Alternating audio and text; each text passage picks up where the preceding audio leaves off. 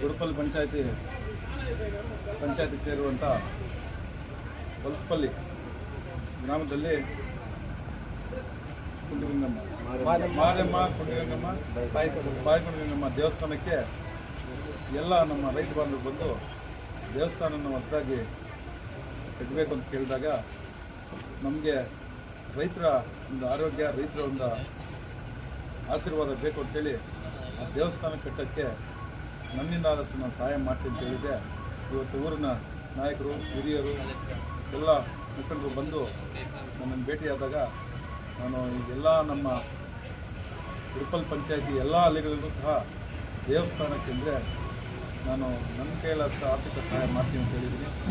ಎಲ್ಲ ನಮ್ಮ ಪಂಚಾಯತ್ನ ಎಲ್ಲ ಹಳ್ಳಿಗಳನ್ನು ಮಾಡ್ತಾನೆ ಬರ್ತಾಯಿದ್ದೀನಿ. ಇವತ್ತೇನೆಂದರೆ ನಮ್ಮ ರೈತರು ಊರಂದರೆ ಒಂದು ದೇವಸ್ಥಾನ ಇರಬೇಕು.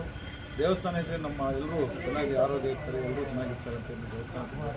ಅದಕ್ಕೋಸ್ಕರ ದೇವಸ್ಥಾನ ಕಟ್ಟೋಕ್ಕೆ ನಿಮ್ಮೆಲ್ಲರೂ ಬಂದು ಒಂದು ದೇವಸ್ಥಾನವನ್ನು ಕಟ್ಟಿ ದೇವರು ಎಲ್ಲರೂ ನಿಮ್ಮೆಲ್ಲರಿಗೂ ಆಶೀರ್ವಾದ ಇರಬೇಕು, ಎಲ್ಲರೂ ಚೆನ್ನಾಗಿರಬೇಕು ಅಂಥೇಳಿ ಎಲ್ಲ ಒಮ್ಮತ್ತಿಂದ ಊರಿನ ಗ್ರಾಮಸ್ಥರು ಇವತ್ತು ದೇವಸ್ಥಾನ ಕಟ್ಟೋದ್ರೆ ಬಹಳ ಖುಷಿಯಾಗುತ್ತೆ. ಅಲ್ಲಿ ನೋಡಿದ್ದೀನಿ, ಖುಷಿಯಾಗುತ್ತೆ.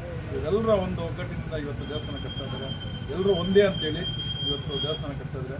ಇವ್ರಿಗೂ ಮತ್ತು ಎಲ್ಲ ಇವರು ಕುಟುಂಬರಿಗೂ ಎಲ್ರಿಗೂ ಆ ದೇವರ ಆಶೀರ್ವಾದ ಇರಲಿ ಅಂತೇಳಿ ನನ್ನ ಕೈಲಾದ ಸಹಾಯ ಮಾಡಿದ್ದೀನಿ.